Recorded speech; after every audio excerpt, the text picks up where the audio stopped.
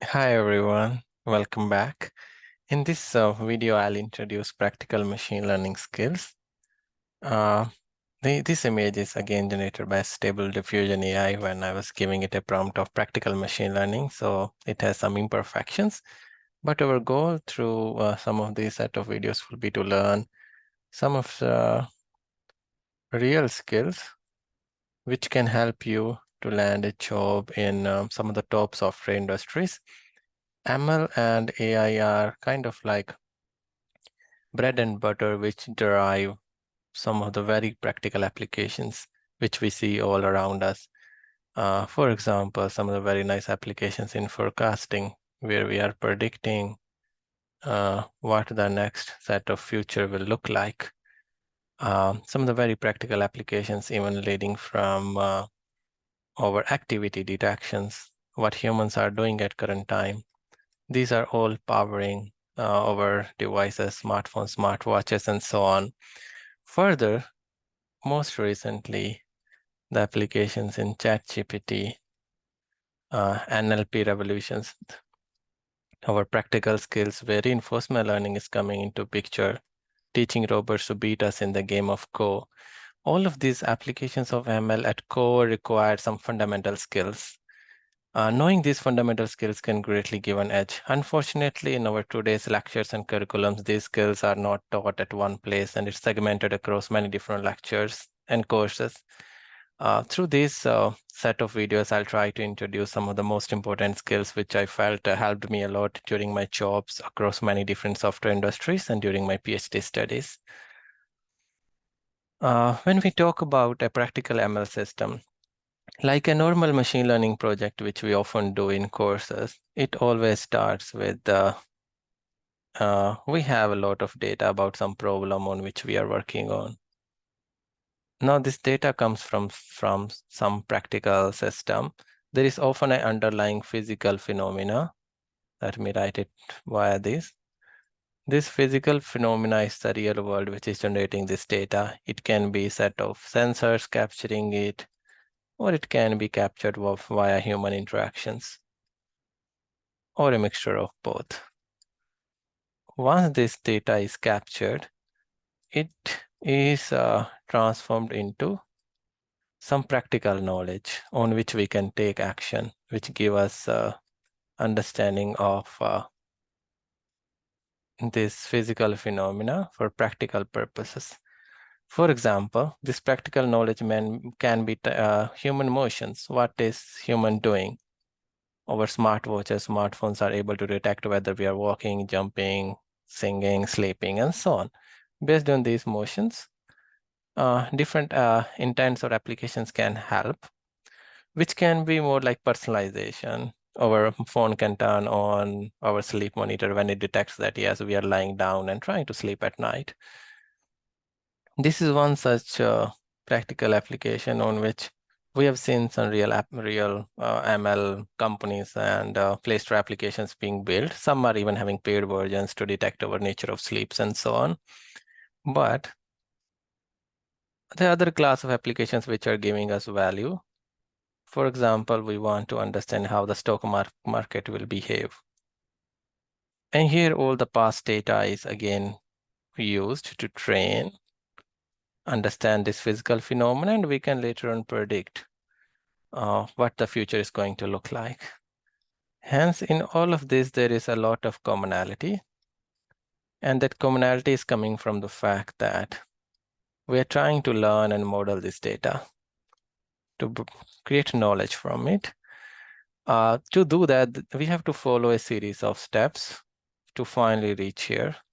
This series of steps starts with many different substages on the way. And through this series of lecture, we will introduce these substages, some practical models and applications as well, and how everything is happening under the hood. This will be an advanced introduction, so it will assume that some of the basic knowledge exists, but I'll try to go as slow as possible throughout these lectures. For example, let us take a very simple scenario of forecasting.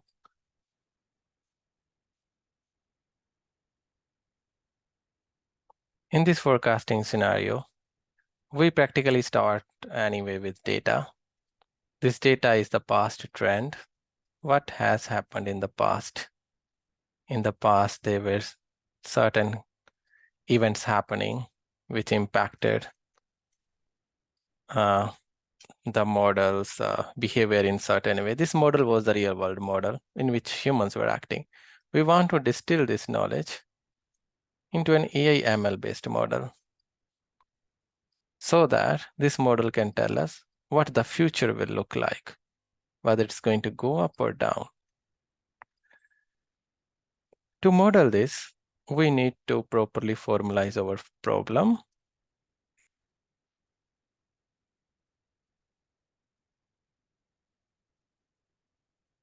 Problem formalization is one of the part of almost all MLAI systems, and we will look through some of the videos how problem formalization is done for forecasting. After formalization, we will have a good idea about what are the set of algorithms which we can use now.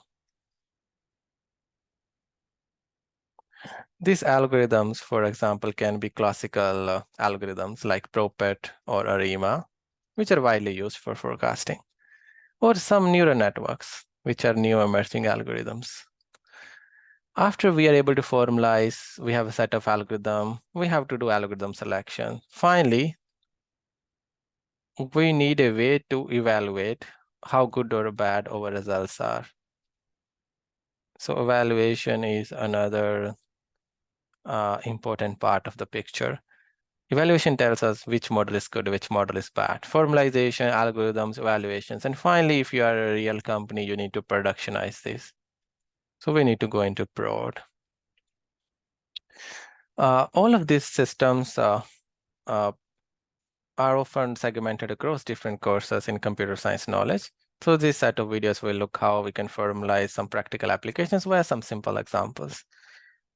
If we take a look at another example, this is again one of those application which has capability to impact all of us.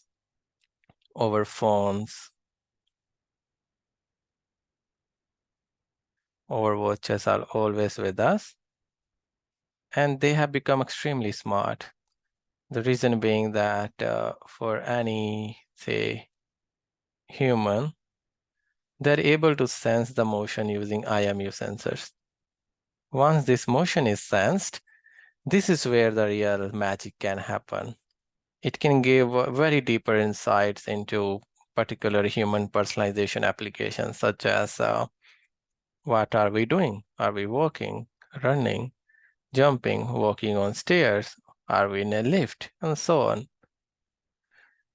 This motion characterization can be a classification problem or it can be a regression problem. How fast are we walking? Or what is our stress level? To augment these kind of things, some other sensors comes into picture, like it's able to measure pulse rate and so on. There is a huge class of fitness applications around this, often from brands like Fitbit and even Apple, where necessarily they are doing a form of smart HAR, which we often say human activity recognition.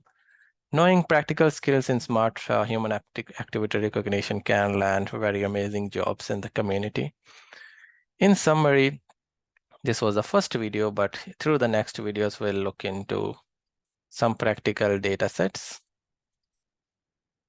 where we'll try to focus on HAR applications and forecasting. Forecasting, I'll take some simpler models in the future, something like Prophet and ARIMA first. Later on, we'll go into more complex models and neural network formulation. In human activity recognition, we will take some real data sets captured from IMU sensors. I'll try to look into how we can do human activity classification, such as running, walking, jumping. In all these, we will learn some of the practical skills where we need to do some data cleaning or featureization Cleaning featureization is finally where we have this data set transformed in the form of some real constructs, which can be given as input to the model to learn. How this learning is happening, how the training is done, we'll look into that. We'll look at some training methods deeply inside, that how gradient descent is working, that how we are able to find best model. This all comes under the class of optimizations. Finally, we'll look into evaluations of these models. And if you are actually building a real company, we'll look into production of these models. I hope this introduction was exciting for you, and I'll see you in the next videos.